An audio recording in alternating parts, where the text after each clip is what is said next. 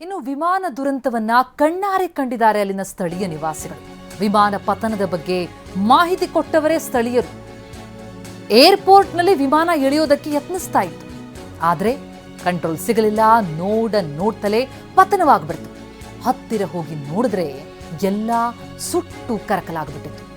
ಪ್ರತ್ಯಕ್ಷದರ್ಶಿಗಳು, ಅಲ್ಲಿನ ಸ್ಥಳೀಯರು ಕಂಡಂತಹ ದಾರುಣ ಚಿತ್ರಣ ಇದು.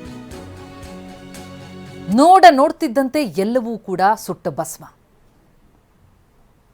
ಮಹಾರಾಷ್ಟ್ರದ ಬಾರಾಮತಿ ಬಳಿ ಸಂಭವಿಸಿದಂತಹ ಈ ದುರಂತದ ಸಾಕ್ಷಿಯಾಗಿ ದೃಶ್ಯಗಳಿವೆ.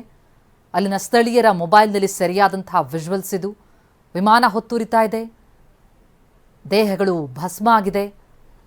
ಅದರಲ್ಲಿ ಮಹಾರಾಷ್ಟ್ರದ DCM ಕೂಡ ಇದ್ರು ಅನ್ನುವಂಥದ್ದು ಸ್ಥಳೀಯರಿಗೇನು ಗೊತ್ತಿರಲಿಲ್ಲ. ಏನಿದು, ಏನಾಗ್ತಾ ಇದೆ ಅಂತ ನೋಡೋ ಅಷ್ಟರಲ್ಲೇ ವಿಮಾನ ಪತನ ಆಗಿಬಿಡ್ತು.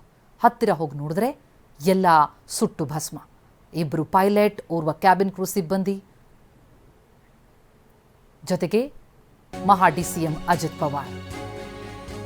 ಬೆಳಗ್ಗೆ 8:46 ವಿಮಾನ ಪತನ ಆದದ್ದು. ಕೊನೆ ಕ್ಷಣದ ದೃಶ್ಯ ಕೂಡ ಸರಿಯಾಗಿದೆ. ಸರಿಯಾಗಿ ಬೆಳಿಗ್ಗೆ 8:46ಕ್ಕೆ ನೆಲಕ್ಕೆ ವಿಮಾನ ಅಪ್ಪಳಿಸಿರುವುದು. ಈ ದುರಂತಕ್ಕೂ ಮುನ್ನ ಪೈಲಟ್ಗಳು ಪ್ರಯತ್ನಿಸಿದ್ದಾರೆ, 2 ಬಾರಿ ಲ್ಯಾಂಡಿಂಗ್ ಮಾಡೋದಕ್ಕೆ ಯತ್ನಿಸಿದ್ದಾರೆ. ಬೆಳಿಗ್ಗೆ 8:30ಕ್ಕೆ ಮೊದಲ ಬಾರಿ ಲ್ಯಾಂಡಿಂಗ್ಗೆ ಯತ್ನಿಸ್ತಾರೆ, ಆದರೆ ಕಡಿಮೆ ದೃಷ್ಟಿಗೋಚರತೆ, ಫಾಗ್ ತುಂಬ ಹೋಗಿತ್ತು, ಕಾಣಿಸ್ತಾ ಇರಲಿಲ್ಲ, ಮೊದಲು ವಿಫಲ ಆಗತ್ತೆ. ನಂತರ ಬೆಳಗ್ಗೆ 8:45ಕ್ಕೆ 2ನೇ ಬಾರಿ ಲ್ಯಾಂಡಿಂಗ್ಗೆ ಪ್ರಯತ್ನ ಪಡ್ತಾರೆ, ಆಗಲೂ ಲ್ಯಾಂಡಿಂಗ್ಗೆ ಮಾಡಿದಂತಹ ಯತ್ನ ವಿಫಲ ಆಗತ್ತೆ. ಹೀಗಾಗಿ ವಿಮಾನ ಪತನ ಆಯಿತು. ಬಾರಾಮತಿ ರನ್ವೇ ಪಕ್ಕದಲ್ಲೇ ಈ ವಿಮಾನ ಪತನ ಆಗಿರೋದು. ಲ್ಯಾಂಡಿಂಗ್ ಮಾಡೋದಕ್ಕೆ ಸಾಧ್ಯ ಆಗಲಿಲ್ಲ.